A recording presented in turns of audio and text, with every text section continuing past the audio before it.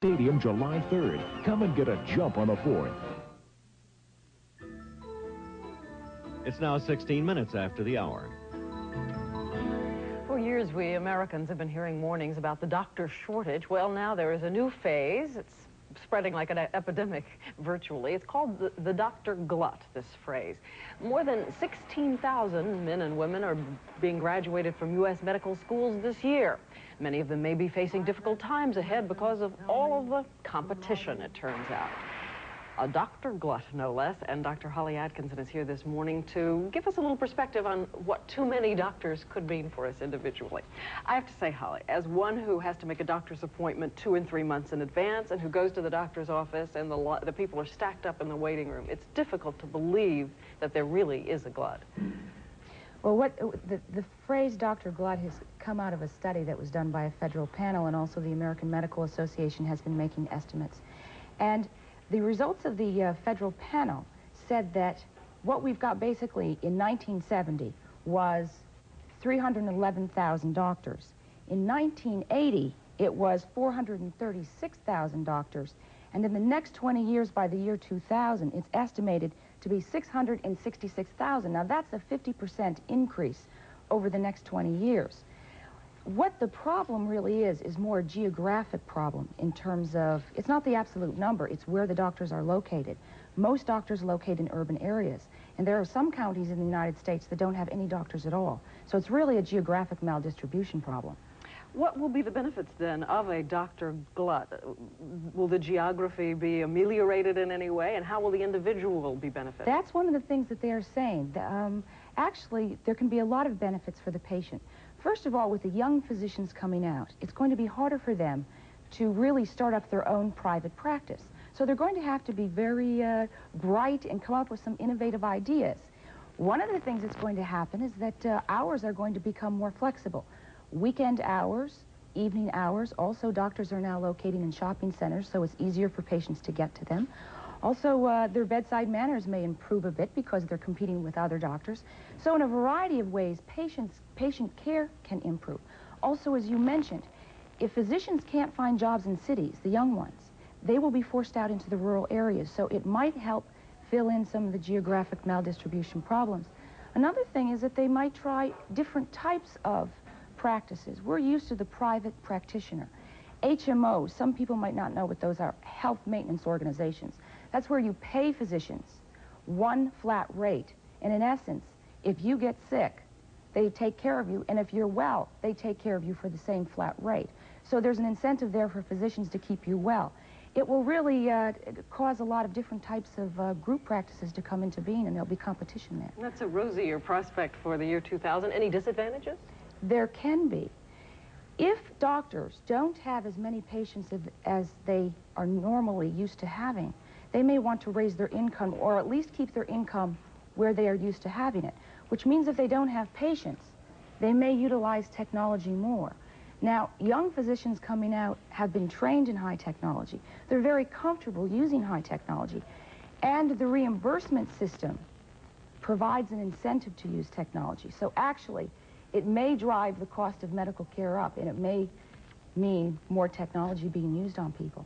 Is there any way, then, that one can prepare oneself? Any advice to the consumer, the patient consumer? Well, I think people are going to have to become a little bit more knowledgeable about different types of practices. What's the difference between a private practice, a group practice, an HMO? And select. If they don't like the care they're getting, if they don't like the way they're being treated, if they don't like a doctor's bedside manner, they can go select another one. Some advice on coping or preparing and taking advantage of the Dr. Glut. We'll be back in a moment. The time now, 20 minutes past the hour.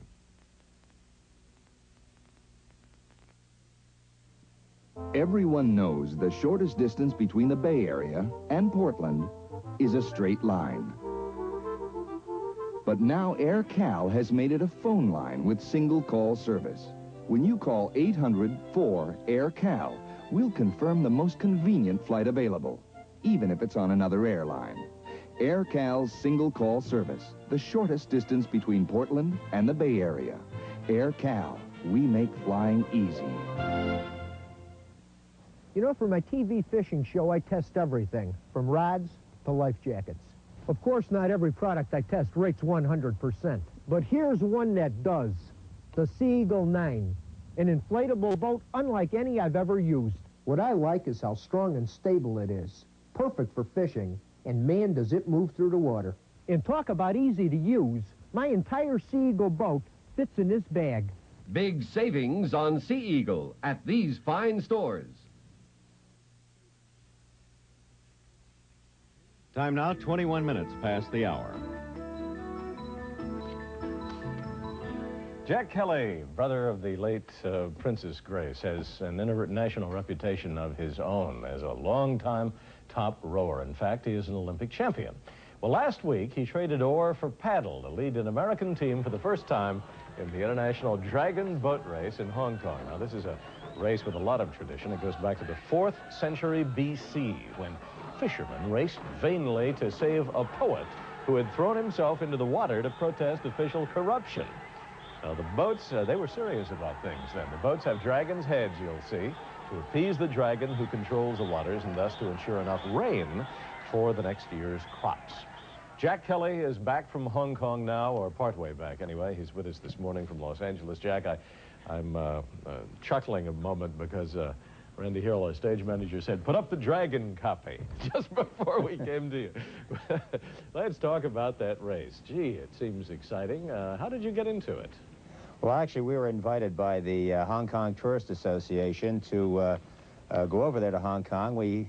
I say the United States Rowing Association was invited to put together a crew, and since the USRA is based in Philadelphia, we put out the word. We got some 120 fellows that were interested in trying out for it. We finally narrowed it down to about 24 fellows that ultimately made the trip. We had 2 wonderful sponsors, or 3 really, besides the Hong Kong group. We had Pan Am Airlines. We also had Holiday Inn, who really made it a super trip for everybody. We just had a wonderful time. I think you would. How did we do? Actually, very well, because we had no idea how we would do, because none of us had ever competed in a paddling race before. All of us were rowers. But we had 10 nations against us. It was like a little small Olympic regatta almost, with nations. Well, there were Britain and Australia and United States were the 3 Caucasian, you might say, nations involved, where we had the rest were all Orientals, and smaller than we were, much smaller actually, and maybe 20 or 30 pounds a man smaller. And this sounds like we would have an advantage, but actually it was a disadvantage, because weighing that much more, we sank the boats, the dragon boats, lower in the water, and in practice one day we actually sank. And actually the problem is that the boats are made for the Oriental athletes, and don't really suit too well for the our type of athletes involved. But we really are going to have to come up with, I think, a lighter crew next year. In trying out fellas, we're going to have to pick more of the lightweight type of oarsmen that we have. As a colleague of mine would say, let's go to the videotape and see an example of that race, because it really is colorful, and you kind of take us through it, if you will. Here we go. We see the Americans on the left. How did I know that? Well, we all had our USA all over us and so forth. But the Chinese who won the race, the People's Republic of China, they would be stroking at about 90 strokes a minute. They were absolutely amazing. You see them right here in their yellow shirts. They were rather happy. We came rather close to them, though, within less than a length, less than 3 seconds. They had the full 20 men in the boat. We only had 18 because we were afraid Jack, we might sink. We have to go. Let's hope it doesn't sink the next time. Welcome back, Jack Kelly. We'll be back, too. Good morning. It's 8:25. I'm Kirk Matthews, reporting from Newsroom 6. The National Consumer Price Index for May went up just 0.5% for an annual inflation rate of under 4%. Locally, the figures weren't quite as encouraging. In Portland, the increased prices recorded in the past 2 months works out to an annual inflation rate of 7%, thanks primarily to the rapidly rising costs of fuel. Gasoline prices were up 10% last month. That figure, according to the Oregon Auto Club. Prices for food, housing, clothing, and medicine showed little increase, while energy prices rose 6.6%. Oregon's Senate Revenue Committee will begin discussion of the proposed state sales tax plan today. Insiders say its chances of gaining the committee's approval are minimal at best. Committee Chairman Chuck Hanlon is conducting the hearings. A sales tax foe, Hanlon says the plan is headed for certain death. The votes for the sales tax, to the best of my knowledge, don't exist in this committee and don't exist on the floor of the Senate. And that's my primary reason for not spending very much time on the sales tax. We've got to have something that works. Hanlon believes his plan for $90 million in income tax increases will work best to decrease the property tax burden. Added to the $236 million in the Property Tax Relief Fund, Hanlon says Oregonians will save $5 for every $1,000 of property value. Oregon's House has approved a 15% general fund increase designed to keep tuition rates at the state's four-year colleges and universities at their current level. That increase amounts to more than $20 million. The tuition in Oregon's colleges today is the highest of the 11 western states. This infusion of money will only hold that to keep it from getting higher.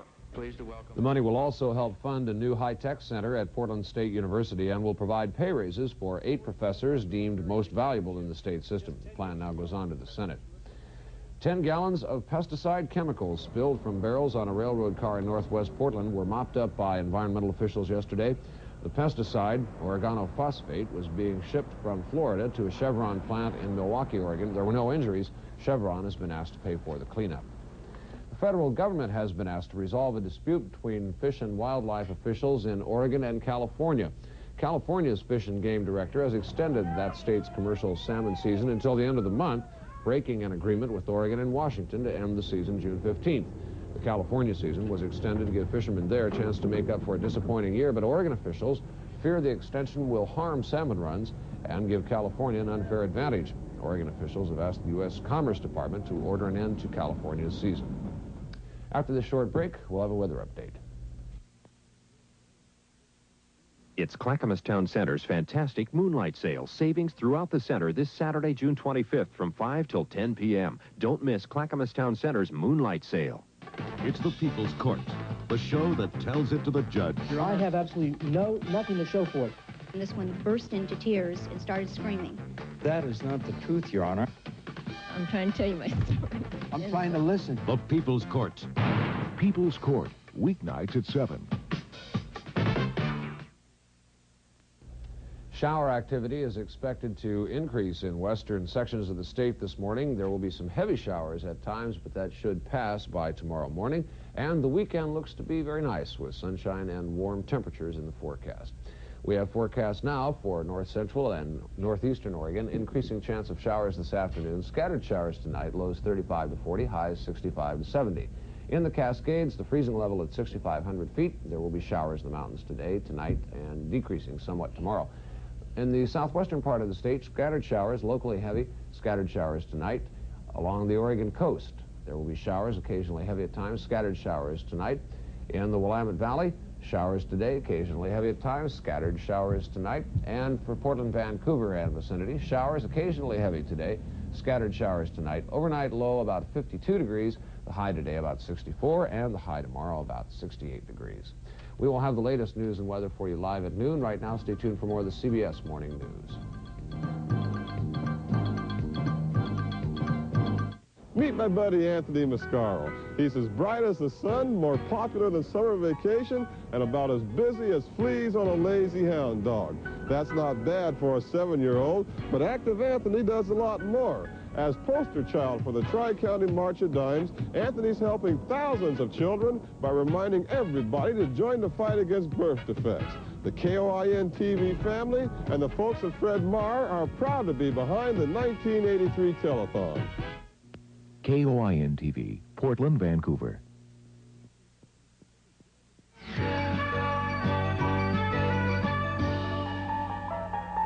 You unlock this door with the key of imagination. Beyond it is another dimension. A dimension of sound. A dimension of sight. In a moment, we will travel back in time and unlock that door of imagination known as the Twilight Zone. Our guide will be Mrs. Rod Serling, who lives those frightening moments once again in a movie that bears the same name as those time capsules of suspense. The Twilight Zone on this June 20. Kind of get carried away. You do a little bit, don't you? And also coming up in this half hour, a master of marionettes, Papa Monteo, who brings some of his 4-foot, 100-pound marionettes with him this morning to tell us how he makes them live and breathe and why it won him a national prize. This is the top story. Vatican officials say the Pope this morning met with Lech Wałęsa, the Polish labor leader. He is leaving Poland this morning. His 8-day visit stirred the hearts of his countrymen and awakened the ire of the military rulers of his native country. These are live pictures from Krakow. They're at the airport where Pope John Paul II is bidding goodbye to the Catholic episcopate there and preparing to board the LOT airliner, which will take him away from his homeland. When the Pope met earlier with General Jaruzelski, the general told him he would not reinstate the Solidarity Union as John Paul had requested. That information comes from a Polish government official. Wałęsa now has gone home to Gdansk. The Pope is going back to Rome, and only the future will see what changes his presence has caused. The Space Shuttle Challenger will land tomorrow as planned, but where it will come down is still an open question. Let's find out from David Dow, standing by with the latest at the Johnson Space Center. Some answers, David. Bill, the weather has improved enough at the Kennedy Space Center in Florida so that officials want to try to bring Challenger down there as scheduled tomorrow morning. That decision came just a little while ago, and while their bosses were weighing that decision, the astronauts were finishing up some final experiments aboard the Challenger. Dr. Norman Thagard, the mission specialist who's been conducting experiments on the medical effects of weightlessness, described the kind of testing he's been doing on his fellow crewman, John Fabian. I really have been working. I had just been goofing off up here, but I have been having a good time. After further explanation, the astronauts borrowed a sign from Charlie Brown to sign off Thagard's transmission, and the astronauts resumed their preparations for tomorrow's landing. That landing again scheduled at the Kennedy Space Center tomorrow morning, the first ever attempted at NASA's new spaceport. The landing time is scheduled for 3:53 a.m. Pacific time. Bill? I don't want to beat a dead horse here, David Dow, but is there still a possibility it could be postponed if weather is bad enough? They will be watching the weather right up to the final orbit, or right up to the first possible orbit on which Challenger could land. If, after the two opportunities, the two orbits that they could land at the Kennedy Space Center, the weather has not allowed a landing, they will make the decision to go to Edwards Air Force Base in California on the next orbit. Thank you, David Dow. 2 Lebanese men have surrendered after hijacking a Libyan charter jet. None of their 32 hostages was hurt. Carrying a gun and a hidden bomb, the Arabs seized the plane as it took off from Athens. They were denied permission to land in Beirut. They ran low on fuel, landed in Cyprus, and gave up. They are followers of an Arab sheikh believed to have been killed by Colonel Gaddafi of Libya. A modern-day Jack and Jill may never take a spill down a hill. That's because they wouldn't dare fetch water from their well. As Jane Miller reports, modern-day well water is filled with modern-day toxic chemicals. In my era, there is one hell of a problem. Herbert Rigmaiden's water is poisoned with toxic chemicals.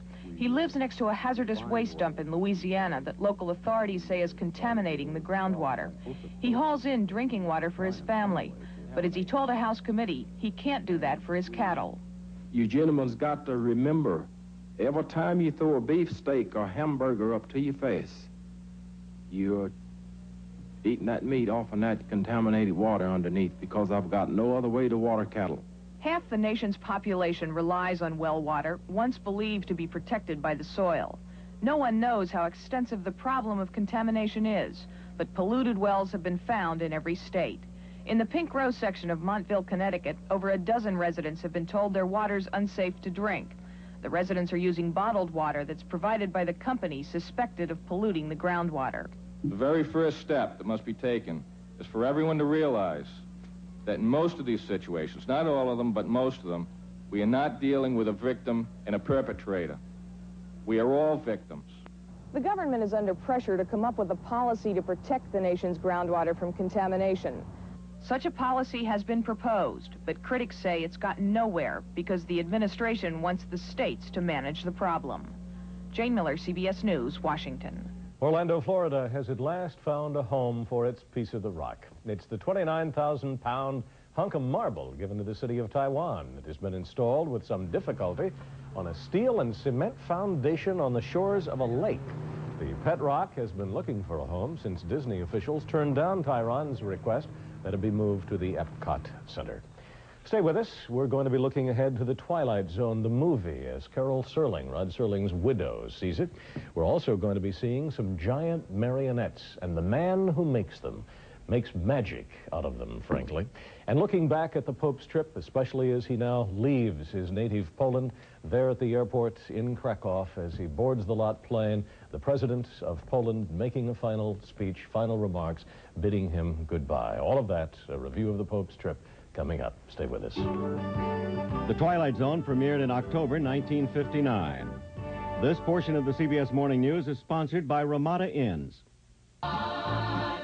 There's never been a better time to discover Ramada's new world. Because right now, 4 can stay for the price of 1. Up to 4 can share a room at single rates. All you need is our 4-for-1 coupon. Pick one up at any of our nearly 500 participating Ramadas. You love the price. Look what we've done with Ramada. Ramada, we've got a new world for you. Now for your arthritis. The aspirin you take once in 8 hours. Bayer timed release aspirin. 1 dose is 1,300 milligrams strong.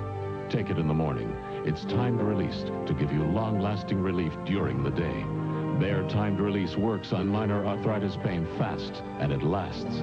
Take it at bedtime. It lets you sleep through the night. Now for your arthritis pain, the 8-hour aspirin. Bayer timed release aspirin. When my mom came from Kansas to see her new grandchild, we were so proud. But that night... Lynn, with all the travel, I'm sort of constipated. And I forgot to pack our family friend. Ta-da! X-Lax. I knew you'd have it. Like mother, like daughter. Families that grew up with X-Lax like to stay with it. It's easy to take and works so gently, overnight. In this house, it's always X-Lax. Same as at home. Chocolated X-Lax. Make it your family friend. No matter which of these stomach remedies you take, for gas, pain, and pressure symptoms, we'll prove Gas X tablets break up painful gas bubbles better and faster. Watch. Intestinal gas bubbles are much like bubbles in beer. Add one of those stomach remedies here, Gas X here. 1 minute later, stomach remedy shows little change, but Gas X breaks the gas bubbles. They're almost gone. For fast relief, get Gas X, the 100% gas reliever. The time now, 38 minutes after the hour. This week's top-grossing films, Superman 3, The Return of the Jedi, and Trading Places. And Steve Deschler is standing by with the latest weather report. Steve. Stand by for weather. Here's a look at the forecast map for today. Pretty decent weather nationwide. Sunshine for all the east. Hot summertime stuff. A cool front travels across the Great Lakes. 73 at Sault Ste. Marie. 80s and 90s in the center of the country. 90s and 80s in the Southland. Some scattered thunderstorms. Again, cloudy skies over Florida for today and for tomorrow. Some question about the landing tomorrow. Thunder showers across the Rockies and some showers in the Pacific Northwest and in the mountain states. Some cool weather for the West Coast. 68 degrees at San Francisco and 75 at San Diego. Forecast map does promise some more progress for that western system. Pushing across the Rockies, bringing clouds along with it. There will be a chance of a few showers and a couple of thunder showers there. Also in the Gulf as that low gets wound up. Some clouds in the northeast as high pressure dominates the mid-Atlantic states. Sunshine elsewhere tomorrow. And as far as temperatures are concerned, still fairly warm even by noontime tomorrow. Especially for parts of the eastern states, there will be 80s and 90s there. 80s in the middle of the country, 85 Miami, 84 New York City, 64 behind the front at Albany, 58 Sault Ste. Marie, and 70 for San Diego. Now here's a look at some weather and temperature forecasts for some locations around the country. Weather for Portland, Vancouver. Showers occasionally heavy today. Scattered showers tonight. Showers ending tomorrow morning with afternoon clearing. Highs in the mid-60s today. In the upper 60s tomorrow. Lows at night in the low 50s. Now, if you heard David Dow from the Johnson Space Center, there is some confusion about the landing possibilities for Saturday. But since it has possibly been rescheduled, here's our forecast for a possible landing on Saturday. 82 degrees, partly cloudy skies, isolated showers that day. Doesn't look too hot for Saturday, but it does not definitely look favorable for tomorrow. A good chance of lots of clouds and thunderstorms in the area for tomorrow at Cape Kennedy. This morning's contribution, video art, that graphic from the Weather Department. A relic from the golden age of TV has now been reincarnated for the big screen. Pat Collins has a look with a guest who was present at the creation. Thanks, Bill. The movie version of The Twilight Zone has 4 different stories, 3 of them based on original Zone episodes from the 1960s. We'll show you a very young William Shatner in Nightmare at 20,000 Feet and the updated remake with John Lithgow, plus 2 other classics from the past. But first, Rod Serling's famous opening to the Twilight Zone. You unlock this door with the key of imagination. Beyond it is another dimension. A dimension of sound. A dimension of sight. A dimension of mind. You're moving into a land of both shadow and substance, of things and ideas. You've just crossed over into the Twilight Zone.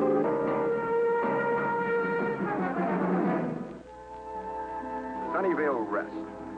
A home for the aged. A dying place and a common children's game called Kick the Can that will shortly become a refuge for a man who knows he will die in this world if he doesn't escape into the Twilight Zone. This is the monster. But when those eyes look at you, you'd better start thinking happy thoughts, because the mind behind them is absolutely in charge. This is the Twilight Zone.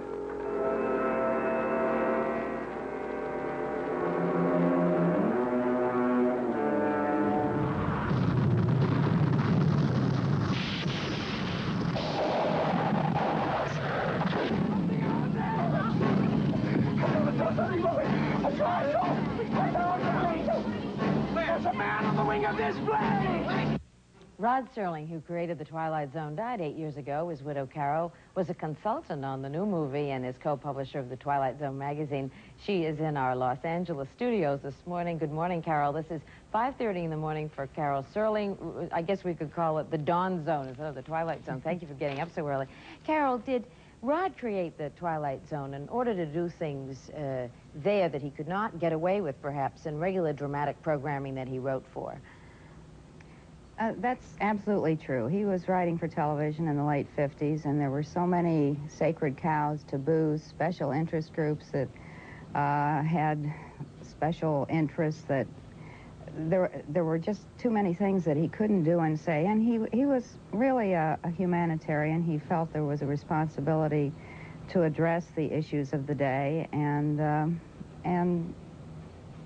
make a point. And so I've said he literally escaped into the Twilight Zone, where through parable and suggestion he could deal with issues, and no one really bothered him because they figured he was out there in outer space.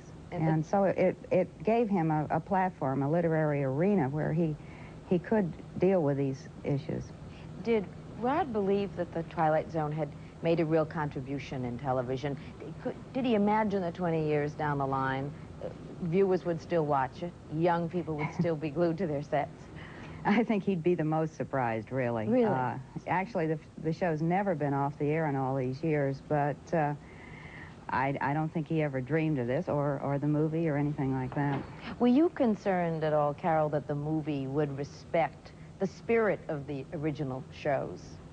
Oh, of course. Am I the keeper of the flame? Whatever. But when Steven Spielberg came along, I thought, nothing better possibly could have happened to Twilight Zone. That was a good piece of luck that Steven got interested in the project. I agree with you. There's been so many more elaborate science fiction works come our way in terms of the movies and even television. Why is the Twilight Zone still popular? And you're quite right, it's on today as it was, when I was a kid. I don't know. I'm asked that so often. Of course, it didn't have the high-tech special effects. It didn't have all those things that we have in our movies today.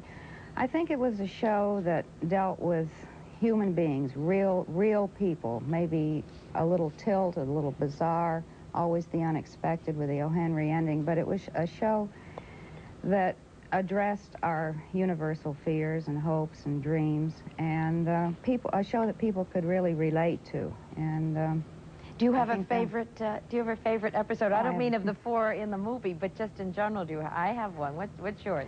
I have about 10 or 12, and I keep putting them in the Twilight Zone magazine. Those are always my favorites. But I like the pieces of some of the nostalgia pieces, some of the walking distance stop at Willoughby when Our character goes back to another time. It was a favorite theme of Rod's, one that he felt strongly about.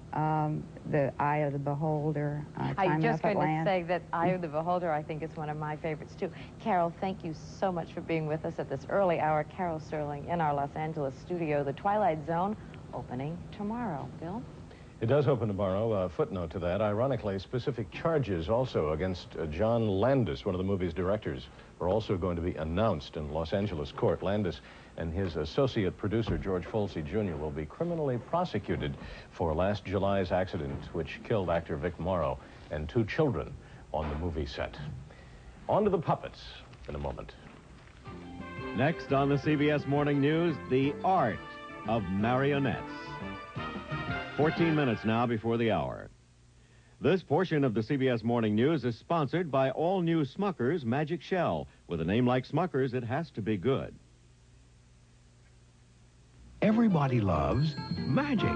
Everybody loves chocolate. And everybody loves Smucker's toppings. So Smucker's has made a delicious new topping with real chocolate.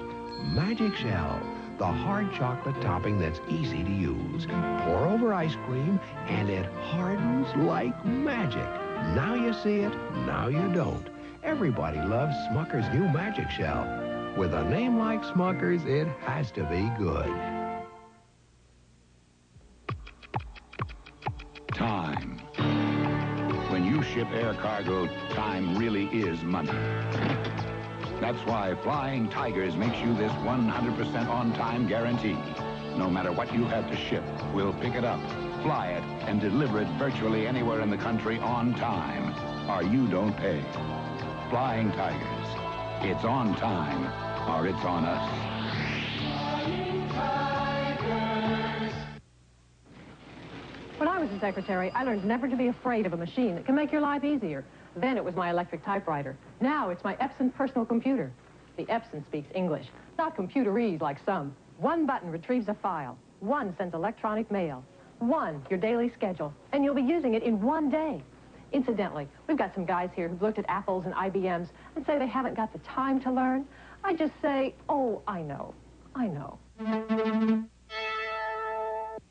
In the 1984 Los Angeles Olympics, every athlete will be running at the speed of light, thanks to a light-wave communication system developed by Western Electric and Bell Labs.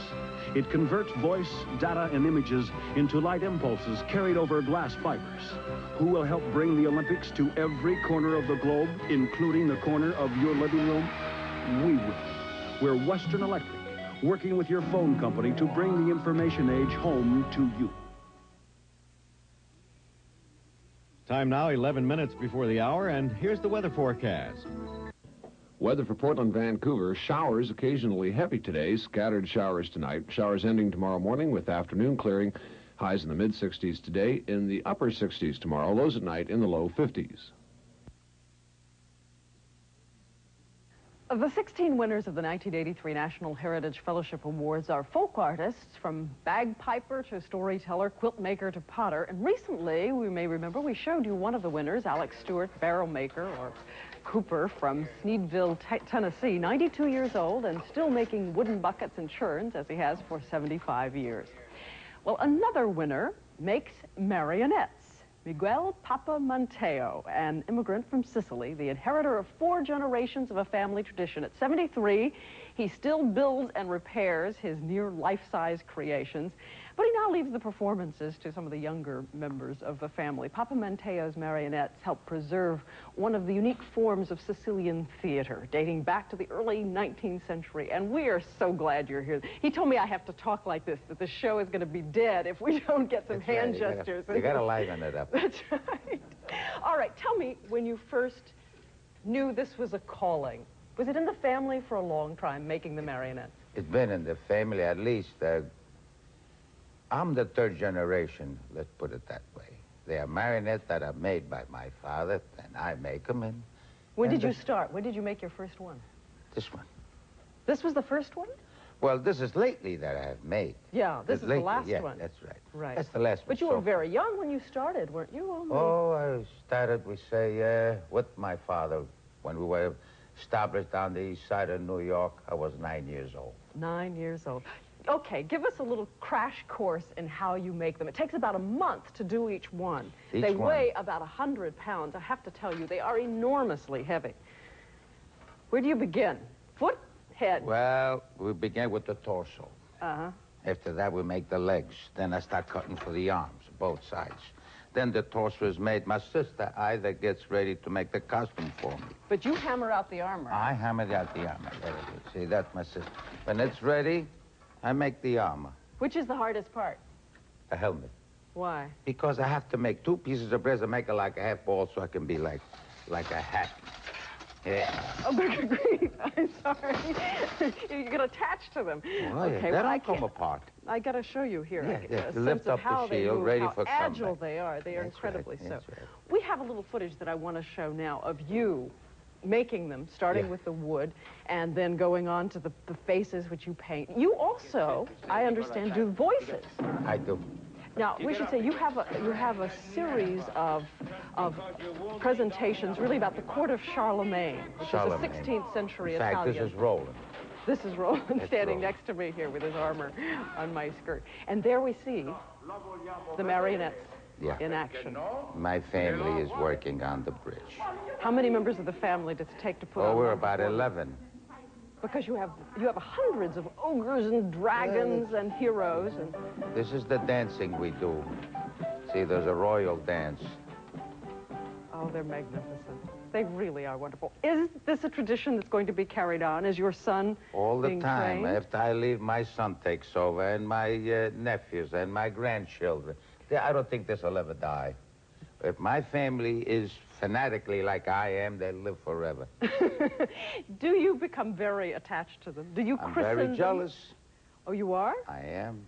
Each one is a soul, a living, breathing. When you build something yourself, it's part of your soul goes to it.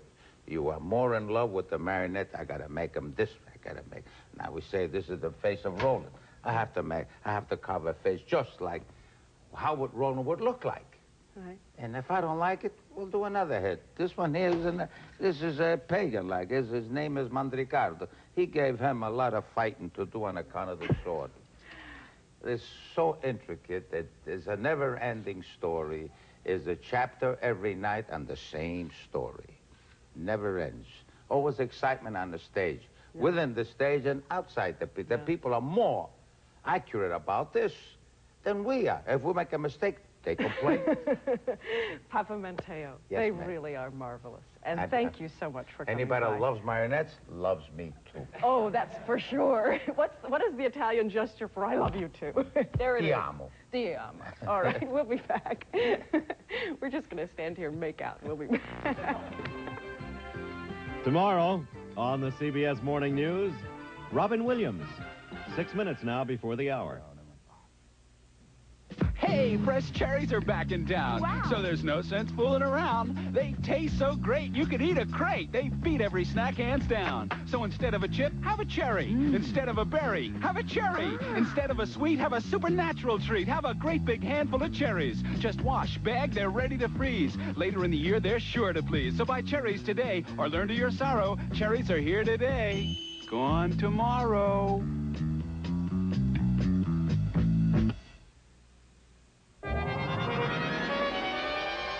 How can you lose weight with Princess Di's secret diet? Inquiring minds want to know. I want to know. Why did this Three's Company star's marriage last only 1 day? This week's National Enquirer tells you. Is Liz Taylor the reason Farrah's washing Ryan out of her hair? Are TV exercise programs hazardous to your health? It's in the Enquirer. How can your letters save millions of animals from senseless cruelty? Find out in the Enquirer. Over 100 features for people with inquiring minds. Like me. In the mountains of southern Colombia, for centuries, the cloth has been woven by hand. It is not the fastest way, but it is part of the heritage. The same dedication to heritage that has been passed to Juan Valdez.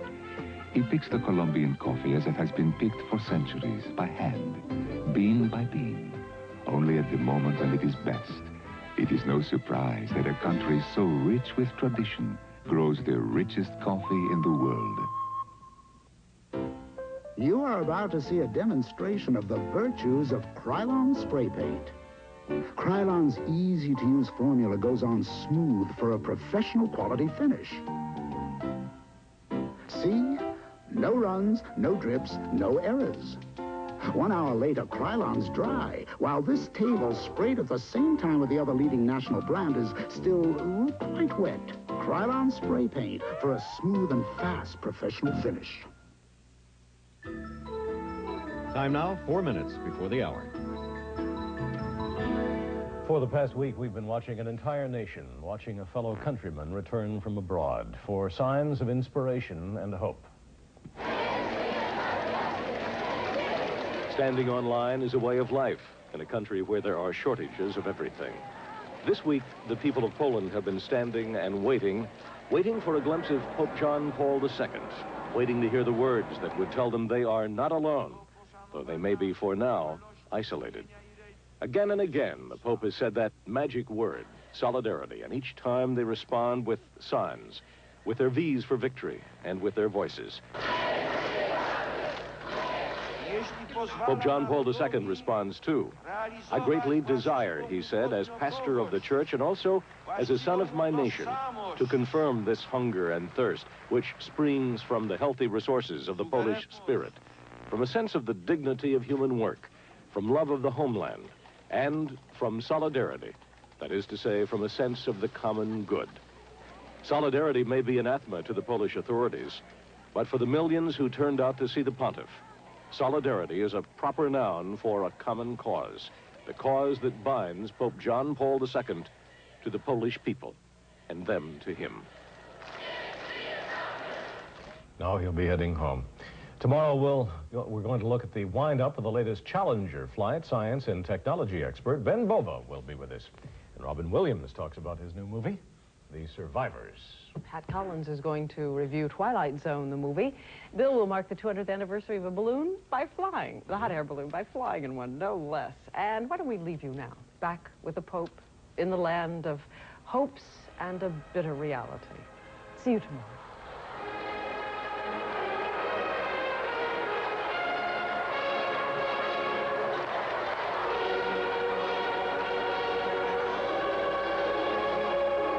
On the CBS Saturday night movies, Farrah Fawcett and Jeff Bridges are in the trouble of their lives because they're on the trail of a killer who could be looking for them. Somebody killed her husband. Saturday. The majestic and memorable final day of Pope John Paul's mission of hope and comfort to Poland.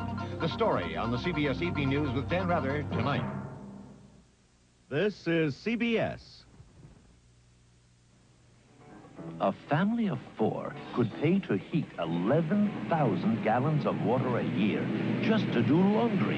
It could send their energy costs through the roof. Our fuel bill was a nightmare until I switched to cold water washing with coal power. It's specially made to clean in cold water. So my laundry comes out looking as clean as if I washed in hot water. But I don't have to pay for hot water. Bring your energy costs back down to earth. Switch to coal power and save energy and money. I'll show you why a professional likes Reynolds quality plastic wrap. For starters, it handles like a dream. Next, try this test at home. Reynolds plastic wrap and the leading brand. Reynolds holds its shape better, and that gives Reynolds its super tight cling. Try wrapping both halves of an onion. Set your timer for 5 minutes and see for yourself. For better cling, try Reynolds quality plastic wrap. The plastic wrap professionals use. Mr. Merritt, Jojo keeps scratching. Must be the heat. More likely. Fleas. When it gets hotter, fleas get more active. Dogs and cats need a flea and tick collar that's temperature sensitive. Sergeant Sentry 5, the only collar with 2 ingredients. One gives steady protection. The other gives extra protection when it gets hotter. Sergeant Sentry 5 collar works harder when it gets hotter. Turning an interview into a job. Companies appeared in federal court in Seattle today to enter those pleas. We have details from Larry Callie. They came from New York, Chicago, Pittsburgh, Los Angeles, Fort Lauderdale, and Lincoln, Nebraska. Chief executives of some of the biggest electrical contracting companies in the country. They met in the federal magistrate's court to hear a charge they had all met before, in secret, in a conspiracy to fix bids on a number of Whoops contracts worth $250 million. Not guilty, said Charles Schraff, president of Comstock and Company. The same plea came from Lawrence Grundy of the firm of Fishback and Moore, Paul Shore of Commonwealth Electric, and Peter Matthews, Henry Kemersund, and Paul Abergast, all from the giant East Coast firm of Lord Electric. The only indicted company not represented in court today was Wismer and Becker of San Francisco. They had appeared last week, pleading no contest to the charge, and were found guilty by Judge Walter McGovern. Those arraigned today were released on their own recognizance and left the court without comment. Assistant U.S. Attorney Frank Burke says he's planning to get the case to trial by mid-September. We believe that it is a very straightforward case.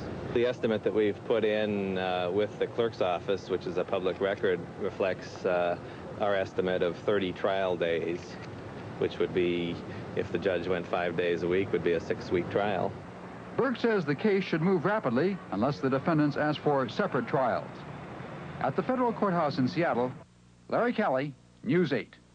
The fight over electricity rates has now split up an old alliance. Today, Portland General Electric blasted the aluminum companies in the region for an ad campaign calling for lower electricity rates for the aluminum industry. Lou Frederick reports on the issue. Hello, I'm Cecil Andrews. These commercials began in March. The aluminum industry claimed that high electricity rates caused some mill shutdowns and threatened to cause more. The public relations effort to lower BPA rates brought top officials from the aluminum industries to the Northwest. A study by the Battelle Research Group showed the aluminum industry could leave if rates were not lowered. It said that the Northwest threatened to have one of the highest electricity costs in the country. Today, Portland General Electric attacked the Battelle study and the companies. Subsidizing their rates, reducing their rates down to 20, could be a 5 to 10% increase for everyone in the Pacific Northwest. PGE claims that the recession and old inefficient plants caused the shutdowns, not higher rates. When we look at the Battelle report, we find that it cites that many parts of the country have higher rates than the Pacific Northwest, and yet their conclusion is the Pacific Northwest is the second highest region. What we find is that there is a tendency perhaps to exaggerate the situation. The aluminum industry lobby says there is no exaggeration, that the mills in the Northwest will become swing mills, open only when the price of aluminum is high and closed when the price dips, if electricity rates continue to rise. PGE rejects that argument. We believe that the cost to produce aluminum is 60 cents. The price they can sell it for is now in the 65-cent range. They can make money by producing aluminum. We don't believe that they're going to shut down at this stage. Each side is trying to convince the policymakers in the BPA that electricity rates should not rise for them. Lou Frederick, News 8. Two decisions from the U.S. Supreme Court today concern the Northwest. In an Oregon case, the court gave police more leeway in questioning criminal suspects. The court reinstated the 1980 manslaughter conviction of an Oregon man. Now, his conviction had been reversed because police, after advising of his right to remain silent, resumed questioning him after he asked, "What's going to happen to me now?" The court said that his rights were not violated because he had initiated the conversation. Attorney General Dave Frohnmeyer argued the case. In a news release, Frohnmeyer said a proper balance has been struck between the right of police to investigate crimes and the right of a man to protect himself. And in another case, the High Court ended an 8-year lawsuit from Idaho. It ruled that Oregon and Washington are not overfishing the Columbia River system before salmon and steelhead can reach Idaho. Bill? 1/3 of all the lumber sold in the U.S. during the first 3 months of this year came from Canada, and that's the highest level ever for Canadian lumber imports to this country. The figures were compiled by the Commerce Department and released by the Northwest Independent Forest Manufacturers. That agency says the increase in Canadian lumber sales hurts small U.S. mills.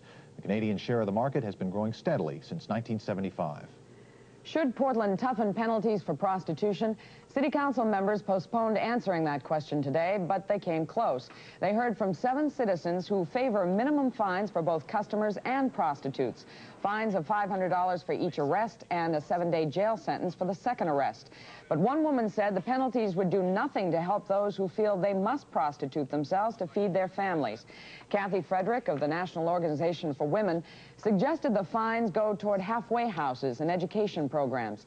The council decided to wait until next month before voting, but the mayor said he doesn't want any more delays. We have a very benign attitude towards this question, but if you study it at all, it's not a very pleasant thing to look at, and Yeah, I don't look too often, but I agree with you. Well, it is a problem, and there's violence associated with prostitution. I don't believe that it is a victimless crime. I agree. Right. There are victims with prostitution. The vote is now scheduled for July 13th. Cocaine contaminated with fertilizer and talcum powder has shown up in the Portland area. That's according to Portland police spokesman Dave Simpson, who says several people have become ill after using the tainted drug. One person is hospitalized tonight. Simpson says the chemicals in this cocaine can't be detected by taste or smell. A Vancouver man has been found guilty of 1 count of first-degree murder and 2 counts of first-degree assault. 42-year-old John Mislanka could face up to 3 consecutive life terms for killing David Moss and wounding 2 other men in a Battleground Tavern shooting last February. Mislanka was already on parole for shooting his wife in the face in 1976. No sentencing date has been set. Bill? Another disturbance between picketing union members and construction workers on the Banfield project. Police were called to the Northeast 47th Street overpass this morning where some 50 people were involved in the skirmish. Now, no arrests were made, but there were 2 reports of assault. According to police, the pickets were angry because a construction fence prevented them from getting a good view of the Banfield light rail construction. Meanwhile, the light rail project's effects on traffic is beginning to be seen. The northbound 39th Avenue exit ramp off the Banfield closed today, and it will stay closed for at least a year. This, combined with last week's closure of 1 eastbound and 1 westbound Banfield lane between 43rd and 82nd, makes for some quick braking by surprise motorists. Still to come on News 8, a plan to have cable cars running the streets of Portland. And the Rajneeshis are looking for state money for their city. Details coming up.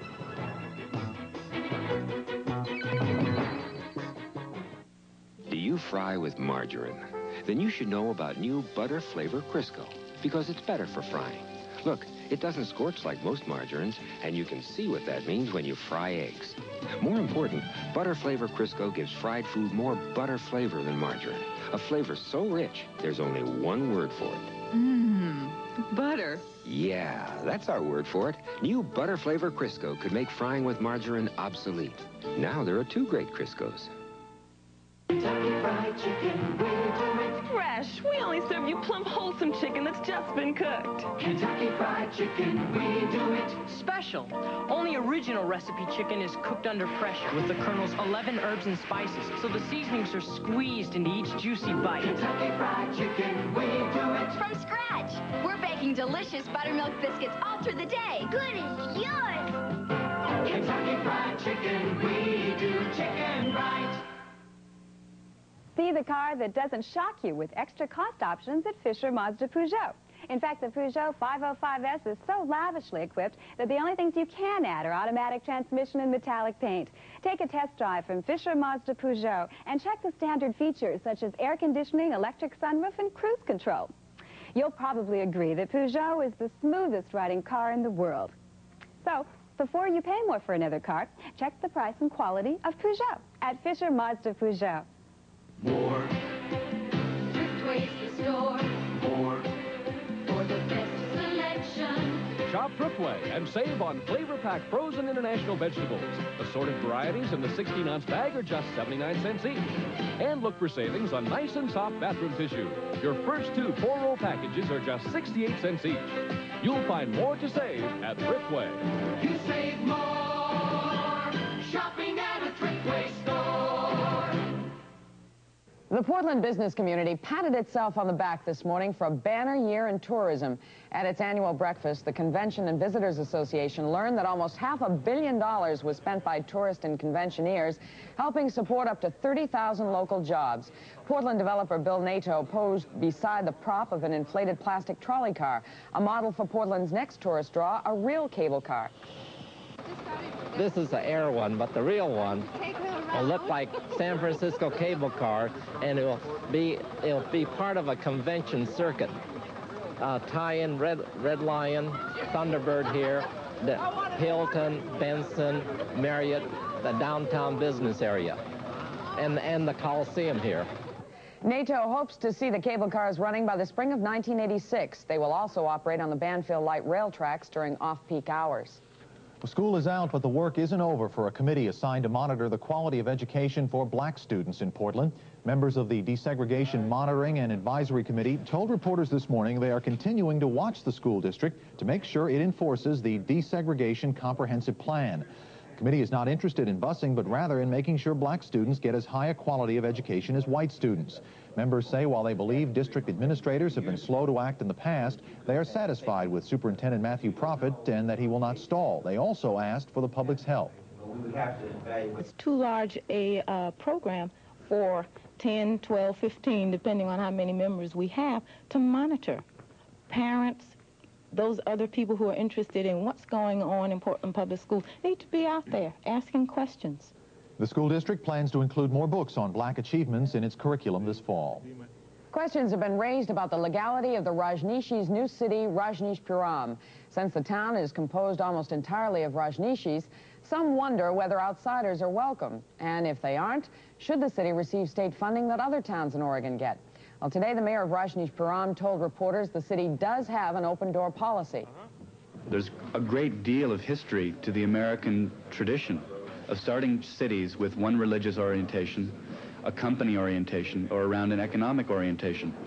That's where we're beginning. We will diversify. The Rajneeshis want the state's attorney general to write an opinion backing their beliefs. To clarify matters, the state has not treated Rajneeshpuram any differently from any other city. It's already received $6,000 in state aid.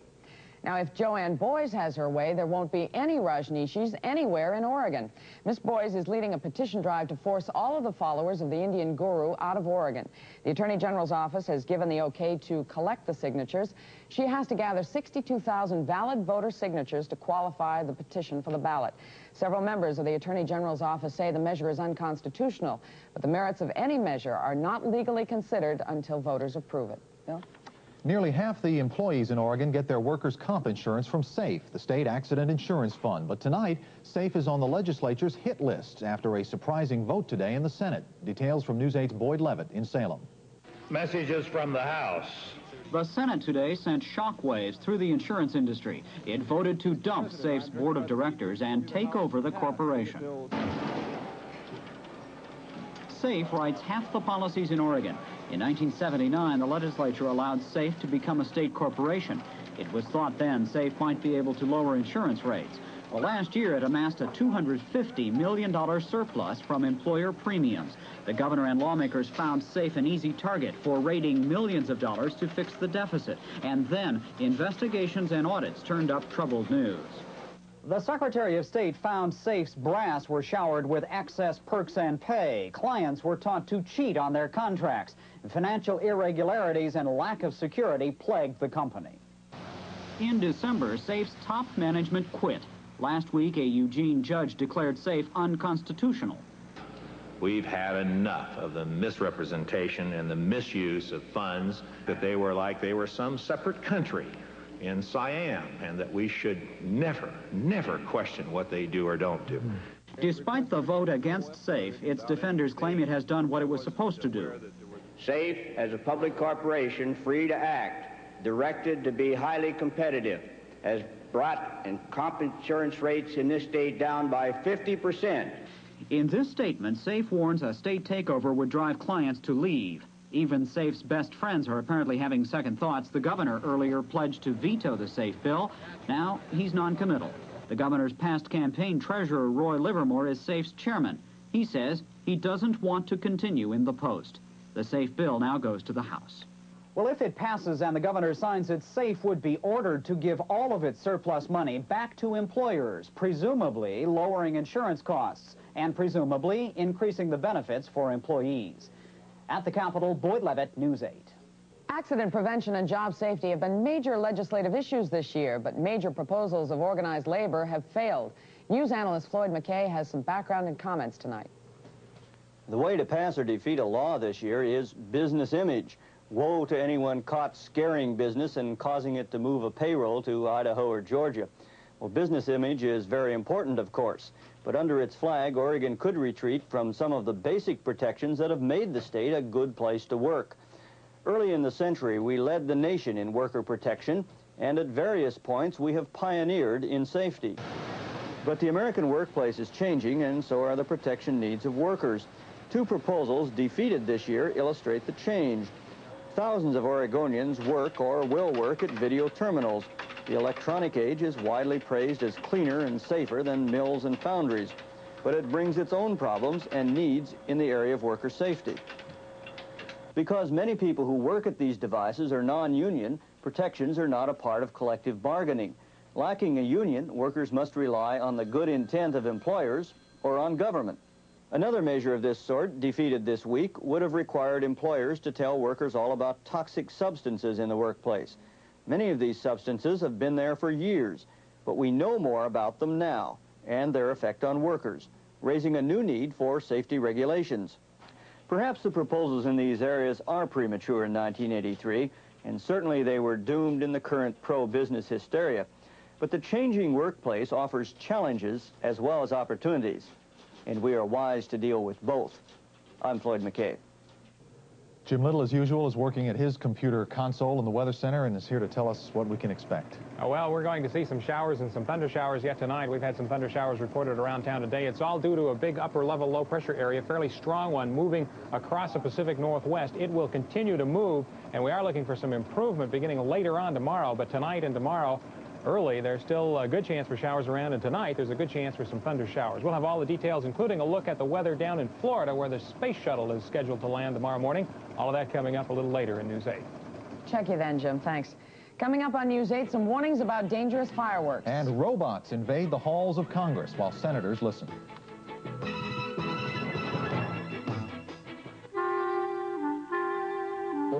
Compared to an ordinary adjustable wrench that grips your work on just two sides, the hex jaws of a true crescent wrench will grip your work on four sides. That's why a real crescent wrench seats better, grips tighter, and applies more force to the work. So instead of cursing your next job, why not just put a hex on it with a genuine crescent wrench from Cooper Tools, the difference between work and workmanship.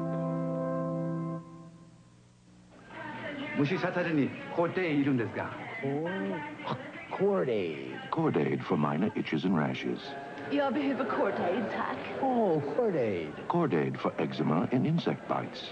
Deme Cord-aid porque mis alaskas me irritan la piel.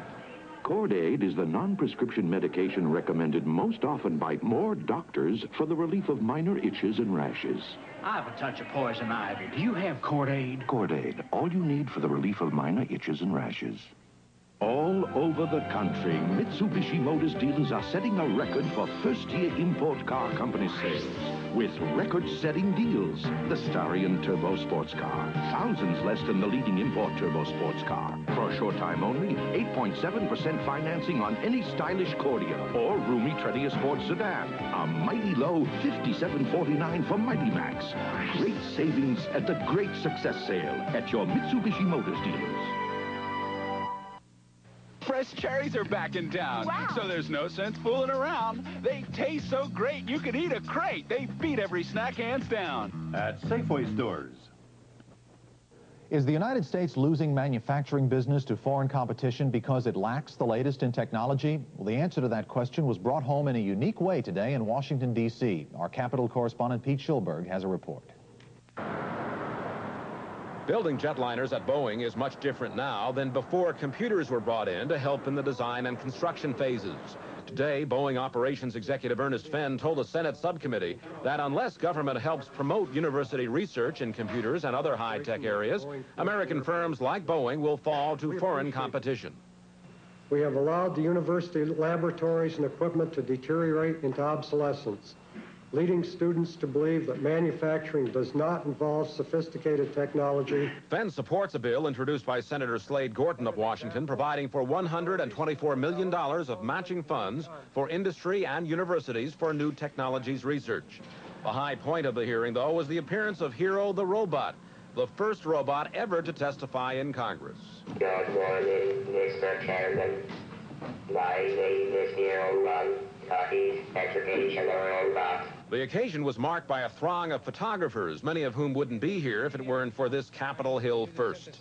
You could program him up to a year in advance to remember your birthday, for example. Happy birthday to you. Happy birthday. It's too soon to tell if American-made robots will help stop the decline of manufacturing jobs in this country. But with the help of one robot, at least the subject got some attention that a senator from Washington thinks it deserves. In Washington, D.C., Pete Schulberg, News 8. Locally, 6,500 elderly and low-income people who receive their food through a federally funded nutrition program may have to find some other means. Because of allegations of financial mismanagement, the Senior Services Agency ordered a temporary stop to the program in Yamhill, Polk, and Marion counties. The program provides hot lunches to people 60 and over and to about 800 shut-ins. Another agency is going to cover the most needy while Senior Services is being investigated.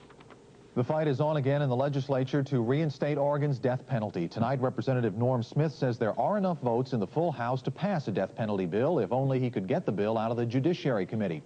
To do that, he says he may tack the bill onto another measure supported by a majority of committee members. Opponents of a death penalty, including Representative Hardy Myers, vow to fight that move. Oregon's voter-approved death penalty was ruled unconstitutional by the state Supreme Court in 1981. It happens every year. People will get hurt by fireworks this 4th of July. Our consumer specialist Pat Cruz says tonight it doesn't have to happen. That's right, and staying within the law bill is the first step toward taking the right precautions. Today, Fire District 10 used the help of a licensed fireworks expert to show us why some types of fireworks are banned. True, the more spectacular, the noisier. In short, the more adventurous fireworks are illegal. But along with adventure goes danger. In this case, the danger of blindness, severe burns, even death. Most injuries are caused by careless use of fireworks, but some fireworks are made to cause harm. This particular M80 looks exactly the same as the one we dealt with last year, with the exception it has a steel ball bearing on both ends. If you look at this, it can only be designed to do one of two things: to cause property damage or cause injury. The local customs office has confiscated 20-foot-long trailers filled with illegal fireworks this year. Some are incorrectly labeled Class C, the least powerful type. Some contain substances that make the fireworks unstable. How do you identify a legal firework? There should be a label with instructions, and buy them from a reputable dealer who'll tell you the only fireworks legal in Washington State are Class C. No fireworks with fins or sticks are legal. Oregon law is even more strict. It allows only caps, snakes, things that smoke, and sparklers. But even innocent sparklers get as hot as 1,000 degrees Fahrenheit.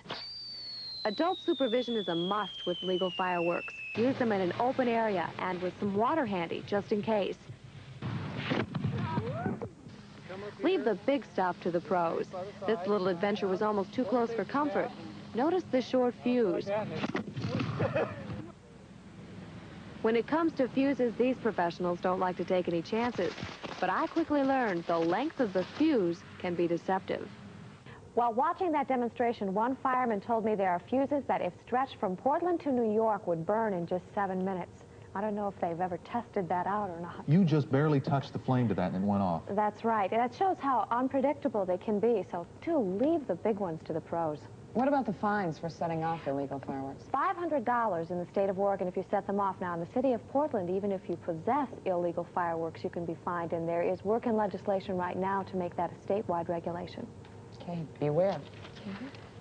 Scotland is in our newsroom night now, right? Now. No, it's afternoon now. It's afternoon, and you got a sports preview for us. Right. Speaking of fireworks, John McEnroe's at it again. Before the start of this year's Wimbledon, John McEnroe said he was going to try to be good and not act up. Well, his good guy image lasted only one round, because today in McEnroe's second round match, he bickered with linesmen and argued with the umpire. Twice the tournament referee had to come on the court as McEnroe tried to get the line judge removed. Well, he was not removed, but McEnroe still won in 4 sets. There were a few upsets today. Vitas Gerulaitis, Hank Pfister, and Pam Shriver all went to the sidelines. Coming up later, we'll have a report on a summer camp for basketball officials. It's very interesting. I think you'll enjoy it. Stay with us. All right, thanks, Scott, and night-night. Stock prices were down and trading very active today on the New York Stock Exchange. Volume totaled more than 89.5 million shares. The Dow Jones Industrial Average fell almost 4 points. The average price of a common share lost 7 cents. Now here's a look at some Northwest issues.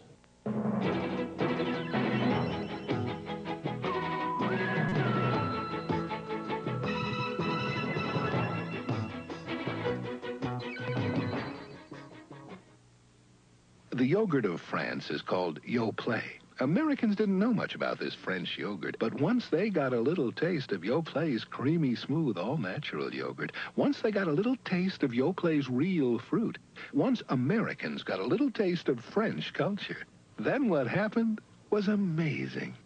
C'est Yoplait, c'est incroyable, c'est différent. Yoplait, the yogurt of France. Get a little taste.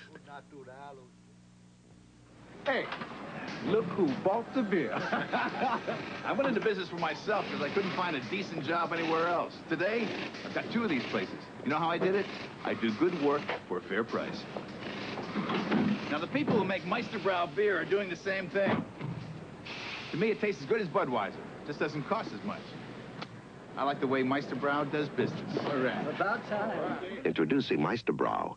Tastes as good as Budweiser at a better price.